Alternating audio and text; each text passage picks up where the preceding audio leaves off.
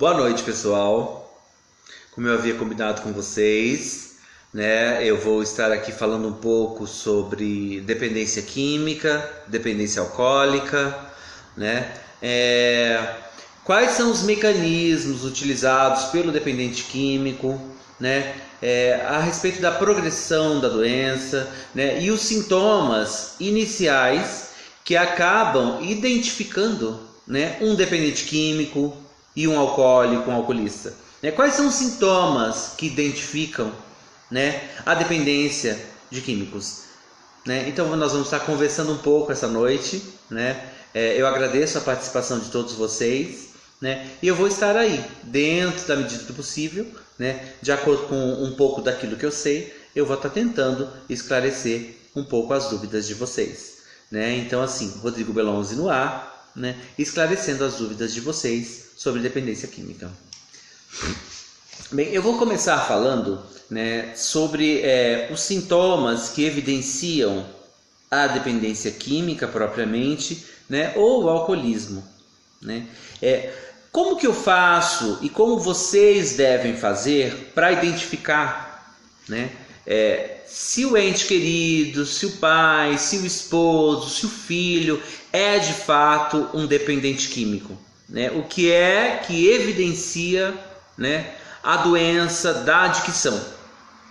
A adicção é uma palavra derivada do latim, que define como escravo de algo ou alguma coisa. Se você for atrás de pesquisar conteúdos na literatura de narcóticos e alcoólicos anônimos, vocês vão entender que adicto, a programação é bem clara, adicto é um homem ou uma mulher cuja a vida passou a girar em torno do uso de químicos. Essa é a definição, segundo Narcóticos Anônimos, de quem é um adicto. Agora, existem outros sintomas que acabam por definir e nos mostrar de forma muito clara se esta pessoa é ou não um dependente de álcool ou um dependente de múltiplas drogas. Quais são esses sintomas? Primeiramente, é preciso identificar se esta pessoa tem controle sobre o uso da substância. O que é isso? Através de uma mente extremamente obsessiva, o dependente químico ou alcoólico, o alcoolista, ele fica processando a informação, para que a sua vontade, o seu desejo de consumir a substância sejam efetivamente realizados. É como se fosse um cérebro a miúde, pensando repetidas vezes sobre como fazer, que meios serão utilizados para conquistar a sua droga de escolha, a sua droga de eleição. É como se fosse a mente pensando mesmo insistentemente: quero usar, vou buscar, quero beber, vou até o bar. Todos esses são pensamentos extremamente obsessivos, que já são evidência de uma dependência química ou até mesmo de uma predisposição ao sinal de substâncias alteradoras de humor. Um outro aspecto que deve ser considerado, que define muito bem o dependente químico ou dependente de álcool, é a questão da perda no controle do uso. Então assim, após uma mente obsessiva, após o pensamento de usar a substância, inicia-se o uso propriamente, que já passa a ser o aspecto físico, que é a compulsão, o uso propriamente. Então, uma das definições de quem é de fato um alcoólico ou quem é de fato um dependente de químicos é a questão de não conseguir parar de usar. Uma vez iniciado o uso, não consegue parar de usar. Então, por exemplo, ficam-se dias utilizando ininterruptamente. Acaba o dinheiro, vai atrás de conseguir mais, se desfaz de objetos pessoais, se desfaz de objetos para conseguir obter o uso, para conseguir efetivamente utilizar a substância. né? Se desfaz de objetos pessoais, vende as coisas dos familiares. Enfim, este é um outro indicador, né, do uso e abuso de substâncias psicoativas, né? Realmente o dependente químico, uma vez utilizando a primeira dose, dando o primeiro trago, dando o primeiro gole, ele não consegue cessar o uso. Este também é um indicador da doença da dependência química ou da doença alcoólica. Então começa a beber e não para mais. 1, 2 doses, 3 doses, 1 caixa, 2 caixas, 3 caixas, fecha aquele bar, vai até outro bar, aquele bar fecha, o dia está clareando, ele espera que o outro bar muito distante da sua casa abra para que ele consiga dar continuidade ao seu uso, né? Então torna-se uma questão ininterrupta, o que também é um indicador, né, da doença instaurada, da questão da dependência química e alcoólica propriamente efetivada. Tá? Um outro aspecto que deve ser considerado é a questão das perdas, né? O que o familiar pode estar fazendo, o que a esposa pode estar fazendo para identificar, né, a dependência alcoólica ou a dependência de químicos no seu marido, né? A questão das perdas, né? O que é que já se perdeu com o uso e abuso de substâncias psicoativas e com o álcool, né? Quais foram essas perdas? O rompimento de um relacionamento duradouro, brigas familiares, comportamentos hostis e agressivos dentro do lar. Por exemplo, dirigir embriagado, se envolver em acidentes, perder empregos, abandonar cursos, deixar a faculdade, enfim.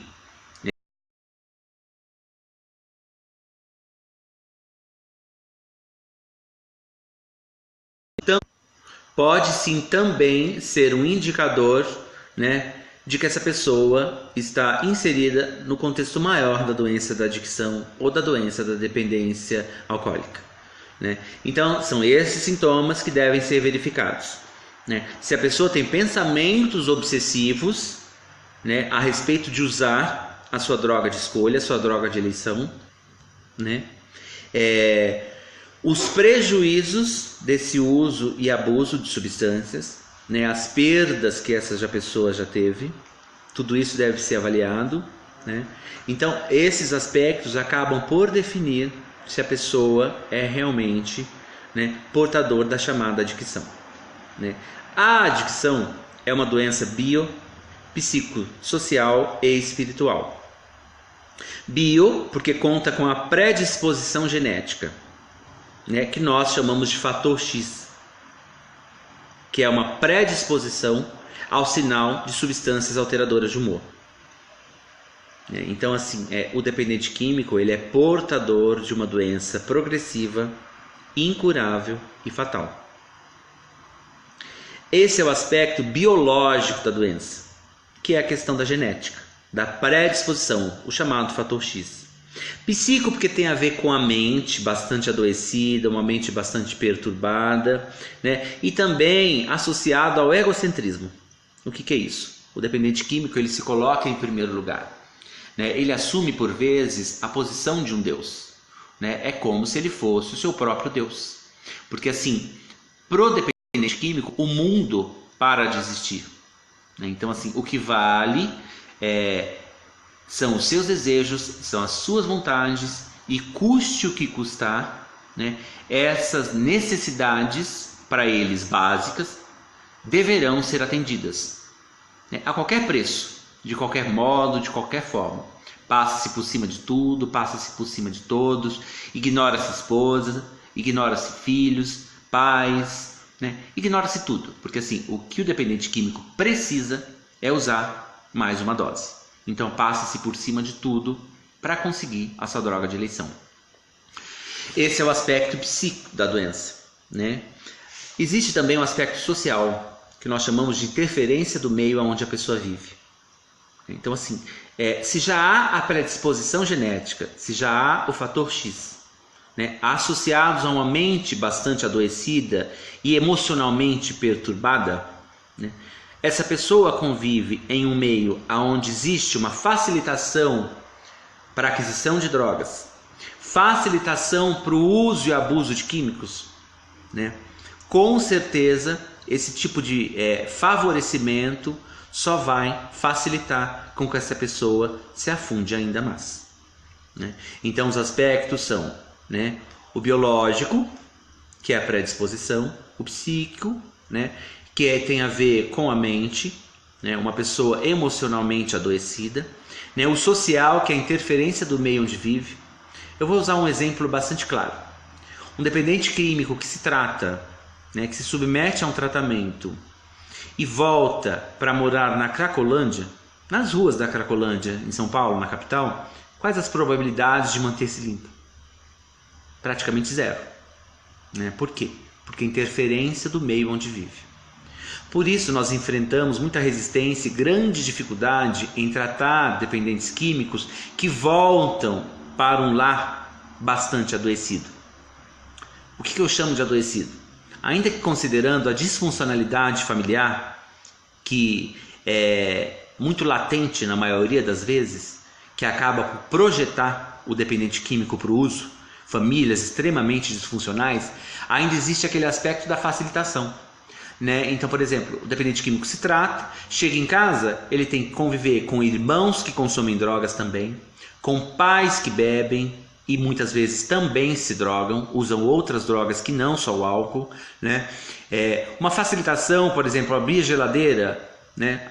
Depois de chegar em casa, encontrar uma geladeira abarrotada de cervejas, né? Ou então ter que conviver dentro de um lar com pai e mãe, onde existe um bar, né? Bar mesmo, bar de sala, repleto de garrafas de bebidas destiladas. Então, quer dizer, essa também é uma facilitação para o dependente químico. Então a orientação que nós, profissionais de dependência química, damos é essa, né? Que realmente a família não facilite para o dependente químico. Claro que o uso de drogas é sim uma escolha, ainda que considerando a predisposição genética, a questão psico, né, interferência do meio, todos esses aspectos que eu ressaltei aqui, existe sim a questão da escolha, né? Usar drogas, né, utilizar de meios e maneiras para conseguir a sua droga de escolha, né, é sim uma opção, é algo que se escolhe, né? Na verdade, ainda que aspectos sejam considerados como uma predisposição, né, a questão de já ter nascido portador de uma doença progressiva, incurável e fatal, né, se o dependente químico, após conhecer uma programação que confere qualidade de vida, que sugere qualidade de vida, uma vida sem drogas e muito mais além do que parar de usar drogas, e volta a se drogar, né, é sim uma escolha, né? Não há outra maneira, não há outra definição, não há outro termo que possamos usar, né, a não ser de que o dependente químico escolheu usar drogas, escolheu usar químicos, né? E por fim, a questão espiritual, né? Por isso que eu disse que a dependência química é uma doença psicossocial e espiritual. Por quê? O espiritual está muito relacionado ao desprendimento, né, que o dependente químico vive com relação ao poder superior, a figura de Deus propriamente, né? Nessa atmosfera do uso de álcool, na atmosfera do bar, do boteco de esquina, na atmosfera da biqueira, do barraco da favela, onde estão se drogando, consumindo crack, por exemplo, né, há o que nós chamamos da inexistência da presença de Deus, da presença do poder superior, né? Essa atmosfera é bastante pesada, bastante tensa e bastante negativa. É uma atmosfera nevoada, né? Então, assim, cadê o poder superior? Onde ele está, né? Nessa atmosfera, nessa energia tão tensa, tão densa e tão pesada, né? Inexiste, né? De fato, inexiste. Então, o que nós vimos observando nesses 13 anos de estudos é que, de fato, o dependente químico, né, tem uma grande dificuldade em estabelecer um vínculo saudável com o que nós chamamos de poder superior, né, representado pela figura de um Deus, né? Por que também? Porque o dependente químico, ele se coloca na condição de Deus, né? É aquela questão, né, do eu posso, eu paro quando eu quiser, eu uso com meu dinheiro, ninguém tem a ver, nada a ver com a minha vida, né? Eu faço as minhas escolhas, né? Eu não devo nada para ninguém. Esses comportamentos, né, e essas frases muitas vezes utilizadas pelo dependente químico denotam que eles se colocam realmente na condição de Deus, né? O próprio egocentrismo, né, essa questão de se colocar em primeiro lugar, ser a bola da vez, né, se colocar na condição de estrela e que o mundo tem que parar para que eles passem e realizem os seus desejos e as suas vontades, já né, se colocar na condição de Deus. É uma figura utilizada bastante pesada, né, porque o dependente químico ele acaba interagindo consigo mesmo tão somente, né? Então, além do egocentrismo, entra aí a questão da onipotência, onipresença, onisciência, né? Como que eu vou estabelecer a concepção de um poder superior, de uma figura plena, de um Deus propriamente, se eu me coloco na condição de Deus, né? E é isso, é esse mecanismo utilizado pelos dependentes químicos quando dá ação para o uso de químicos e álcool também, né? Então eu volto a dizer, a dependência química é uma doença de caráter grave, de alta complexidade, né? Progressiva, incurável e fatal. Então assim, o dependente químico, uma vez a doença instaurada, né, se ele não cessar o uso, se submeter a um processo pleno de recuperação, né, consequentemente, né, e com certeza também, o resultado final não será positivo, né? Realmente não existem estudos que comprovam a cura da dependência química. Existem tratamentos paliativos, tratamentos alternativos, tratamentos convencionais, né? Medicações que dão até um suporte quando outros aspectos são apresentados, como ansiedade exacerbada, processos depressivos leves, moderados e até graves, com ideação suicida, né? Tudo isso, esses mecanismos, eles dão suporte a um processo de recuperação plena. Mas, de fato, a cura propriamente da dependência química e do alcoolismo, né, ainda não foram confirmadas, não foram efetivadas, né? Não existem dados, não existe comprovação científica, né, de uma vez instalada a doença, que a pessoa conseguiu se curar. O que pode ser feito é submeter a um tratamento, entrar em processo de recuperação, né, e utilizar de todas as ferramentas possíveis, né? Quanto maior o número delas, melhor, para dar suporte a esse processo de recuperação e manter-se em recuperação. Eu costumo fazer uma comparação no meu trabalho, né, da dependência química e da dependência alcoólica, muito similar ao da diabetes, né? Uma vez instaurada a doença, né, no caso o diabético, ele tem que se privar de açúcar, na maioria das vezes, apesar de existirem vários tipos de diabetes, né, mas comumente falando, né, é saudável que o dependente de açúcar se prive, né, de consumir o açúcar. Por quê? Porque assim, o resultado final, se uma pessoa não controlar a sua taxa de glicemia, a taxa de açúcar no sangue, pro diabético, né, a consequência, o resultado final, nós já sabemos, é a morte. O mesmo ocorre com o dependente de químicos ou dependente de álcool, né? Então, assim, que fica o alerta para as famílias, que fica o alerta para os próprios dependentes químicos mesmo, né?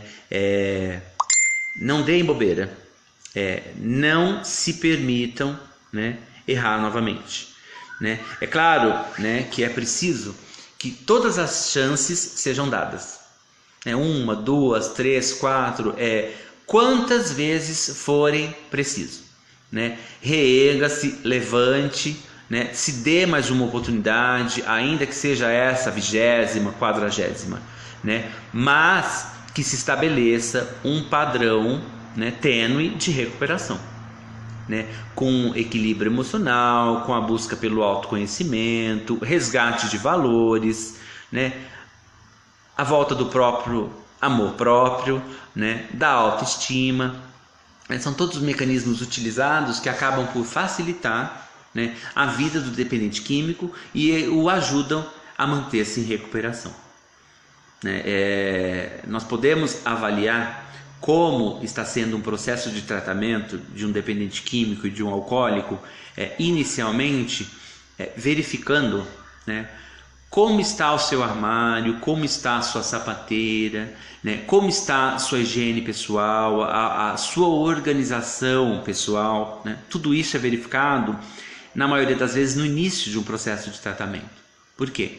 Quando eu vou verificar um chalé, por exemplo, né, e eu percebo que está tudo bagunçado, tudo fora do lugar, né, sapateira bagunçada, as roupas todas enroladas, amontoadas, né, isso deixa muito claro e evidente, né, a bagunça interior que esse dependente químico e esse alcoólico vem vivenciando, né? Então, assim, o primeiro indicador de que a pessoa está iniciando um processo de tratamento, um processo de recuperação, é quando ele começa a se organizar, é quando ele começa a se atentar para as coisas mais simples, mais básicas, né, com relação à asepsia, né, fazer a barba, escovar os dentes, pentear os cabelos, essas coisas bastante simples e corriqueiras do dia a dia de uma pessoa, entre aspas, normal, né, mas que para o dependente químico que está vindo do uso são consideradas de alta complexidade.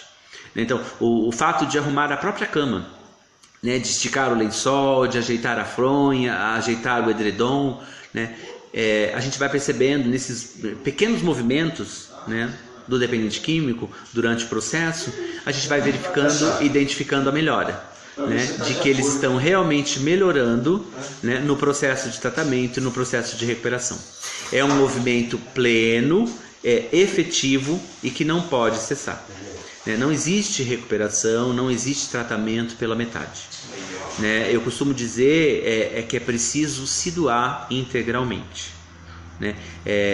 De uma forma ou de outra, é preciso se atentar para que mais cedo ou mais tarde, né, a doença vai progredir, ela vai avançar e ela vai engolir. Então, assim, quanto mais cedo o DQ ou alcoólico se atentar para a gravidade do problema, né, e iniciar um processo de ação, né, começar a agir por conta própria e em prol de si mesmo, né, com certeza os resultados positivos, né, e a colheita vai ser boa e em tempo hábil, né? Outro aspecto que deve ser considerado para o dependente químico ou alcoólico com relação a um processo de tratamento onde eles acabam dedicando, né, se empenhando em efetivar realmente um processo de recuperação e tratamento por conta da esposa, por conta da filha, por conta do filho, por conta dos pais. Isso não existe, né? O dependente químico ele precisa se convencer, né, de que o processo de tratamento e efetivamente o processo de recuperação ele é muito singular, né? Então, assim, ele só pode fazer por ele mesmo, né? O desejo tem que existir, né? E consequentemente estando bem futuramente, isso é extensivo, né? Ele vai acabar trazendo conforto, trazendo acalento, trazendo alegria para a filha, para o filho, para a esposa e para os pais, né? Então essa questão de fazer, né, tratamento para o outro, né? Eu estou aqui para que minha esposa não me abandone, eu estou aqui para que meus pais me aceitem em casa, né? As chances de sucesso são muito pequenas, né? Porque assim, não existe, não tem como fazer tratamento pelo outro nem para o outro, né? O processo de tratamento é singular, é único e bastante individual, né? Na verdade, é um salve-se quem puder, né? Porque assim, o dependente químico ele só pode fazer por ele aquilo que é dele, né? Não tem como, né? Porque senão seria muito fácil, né? O que eu percebo pais desesperados querendo que seus filhos parem de se drogar e entrem de fato em recuperação. Mas esse desejo não pode ser dos pais.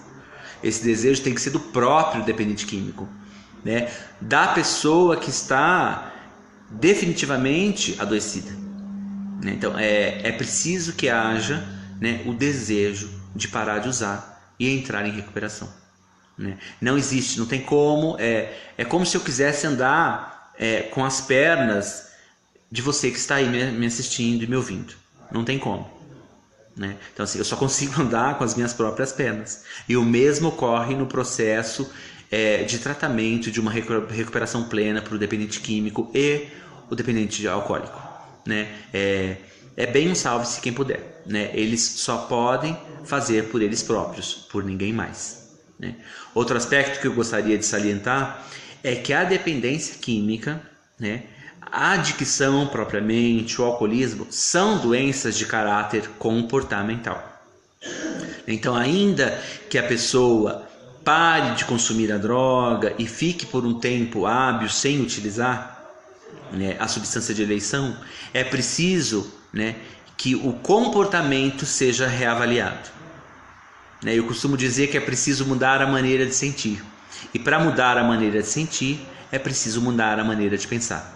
Esse é um processo demorado, é um processo lento, não é fácil, requer muita terapia, requer muita partilha, requer muita conversa, na busca pelo autoconhecimento, né? Trabalhar a questão da autoaceitação, né? Sair desse conceito tão patológico do triângulo da autoobsessão, né, aonde o dependente químico tem ressentimento do passado, tem raiva do presente e tem um medo absurdo do futuro.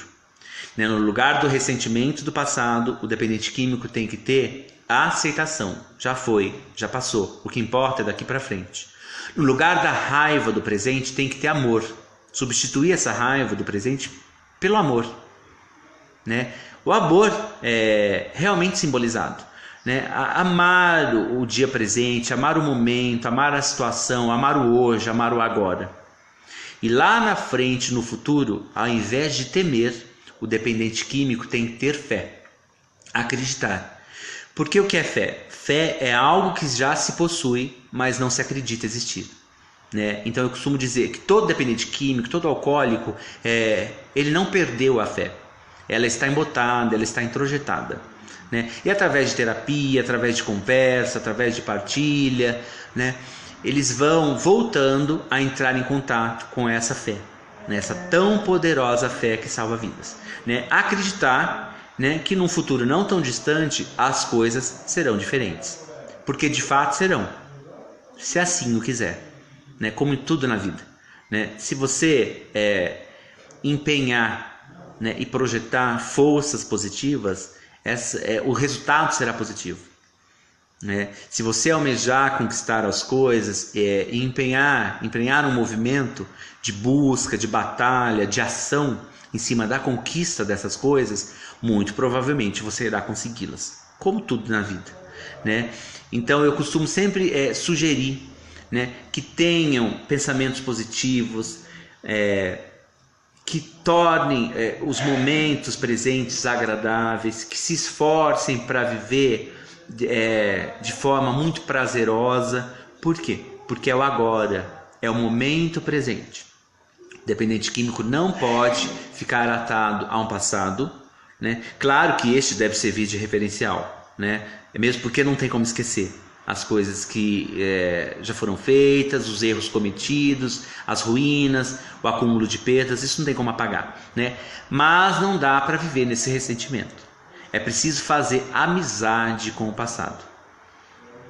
E o bem da verdade é que para ser feliz, é preciso aprender a esquecer muita coisa.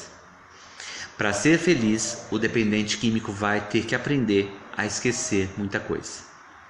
Então, este foi o nosso primeiro contato sobre dependência química, a definição um tanto quanto plena sobre como é e o que é e como age a doença da dependência química e doença alcoólica, né? Eu gostaria de agradecer a presença de todos vocês, me coloco à disposição. Se vocês verificarem na minha page, tem o meu WhatsApp, tem o meu e-mail, assim como no meu Facebook. Eu me coloco à disposição de vocês para esclarecer toda e qualquer dúvida. Um beijo bem gostoso, uma ótima noite de domingo e uma semana plena, repleta de adversidades, para que vocês adquiram habilidade para lidar com elas. Um beijo.